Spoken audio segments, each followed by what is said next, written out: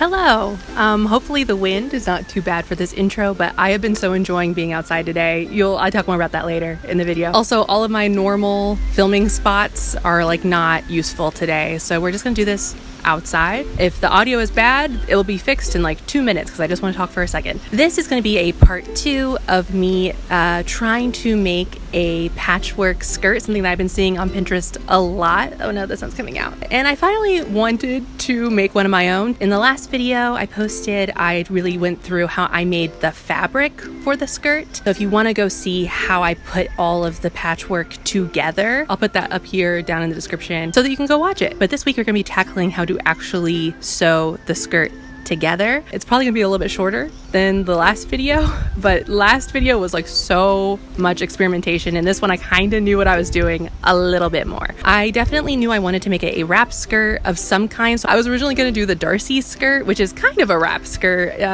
You'll see a photo, but I ended up going with the Jill wrap skirt, which I'm actually wearing the skirt right now, so I'm trying to keep it out of frame. I love wrap skirts, and so I thought that this style would be really good for patchwork, but I feel like I've been talking enough. So let's get to it.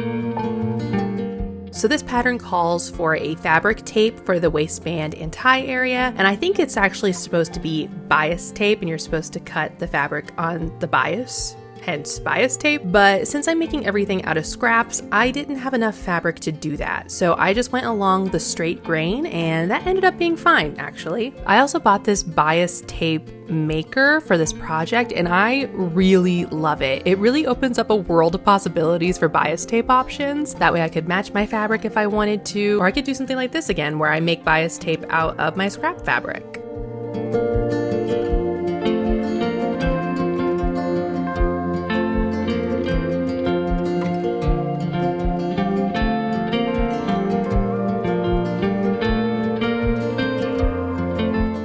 Then it was time to cut out the pattern pieces, and if you were wondering how well the pattern pieces fit, they fit pretty much perfectly. I did not have any squares to spare. No, I don't have a square to spare. I can't spare a square. So this pattern was definitely the perfect fit for how many squares I had.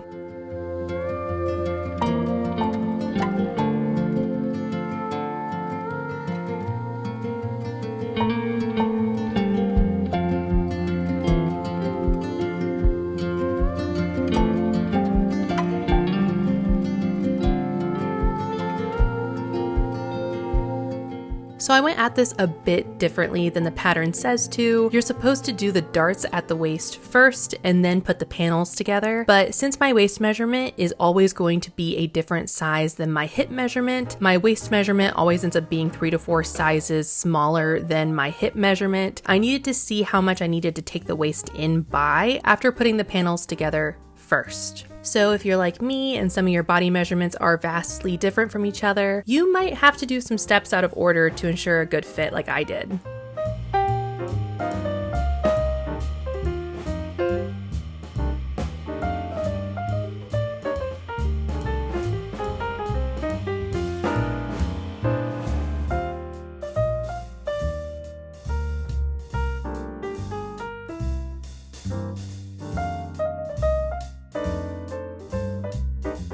I also didn't show this last time, but this is the stitch that I'm using, so I can do both a straight stitch and finish the raw edges simultaneously, saving myself a lot of time here.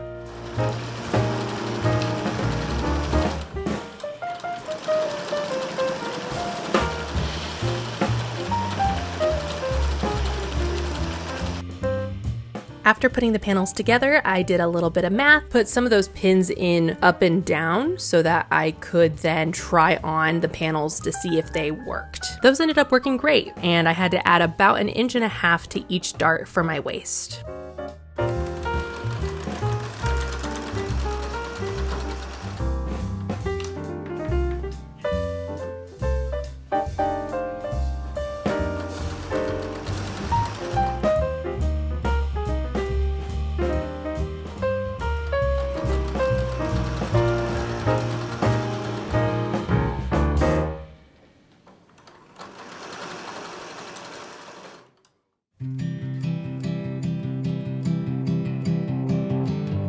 Talk to me when I look alright. The features in my face are alive, enough to form a present smile for people I just met a while ago. To help lift off this heavy weight and push it back another day. I know it's happening anyway, so what the hell's another day?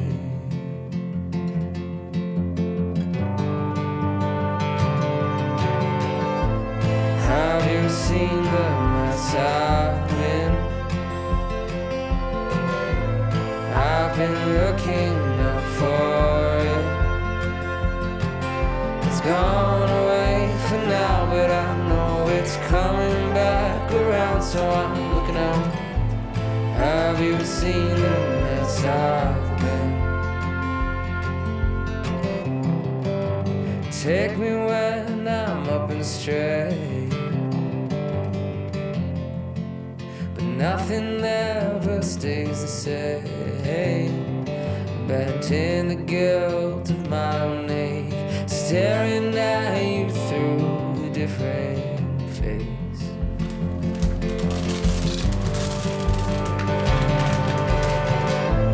Have you seen the mess I've been? I've been looking out for it. It's gone away for now, but I know it's coming back around, so I'm looking out. Have you seen the mess I've been?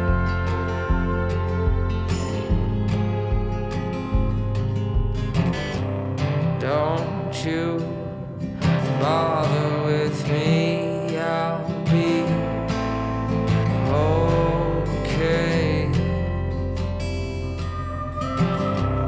Won't you come bother me?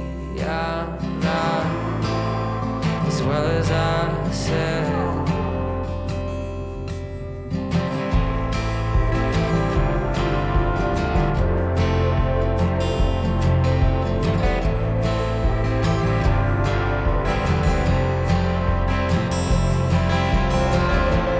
Have you seen the mess I've been? I've been looking out for it. It's gone away for now, but I know it's coming back around, so I'm looking out. Have you seen the mess I've been? And have you seen the mess I've been?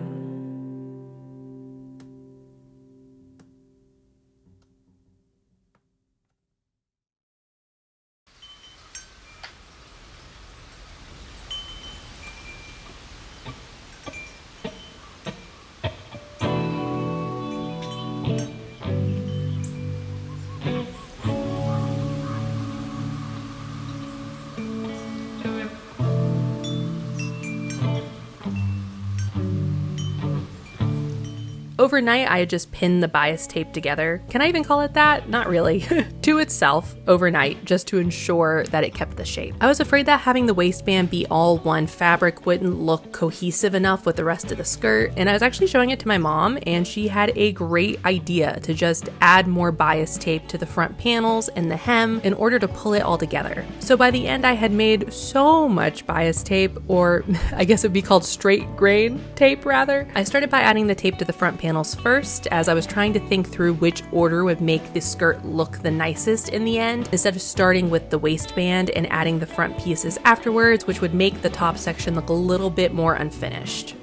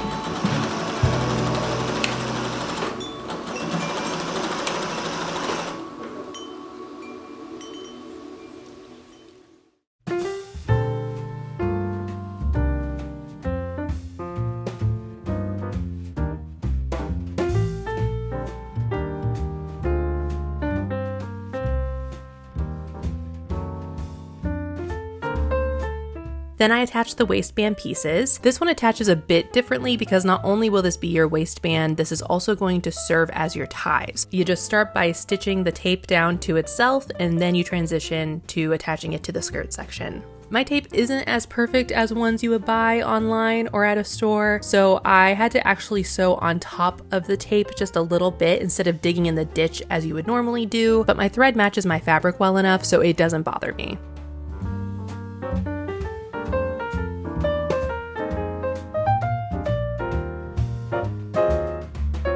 Before adding the trim to the hem, I tried it on and saw that the front half hung a little lower than the back, so I trimmed an inch off the front so it would even out all around, and then I added the tape to the whole hem, folding the tape under to make it look nice and professional at the front.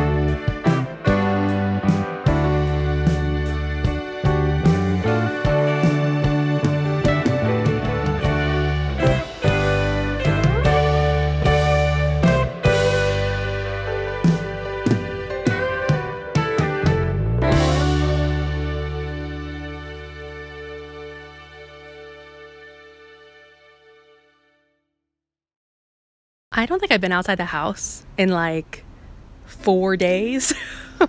So I think we're gonna do the outro out here, even though the sun is directly in my face, so the lighting is probably not the best, and it is a little warm.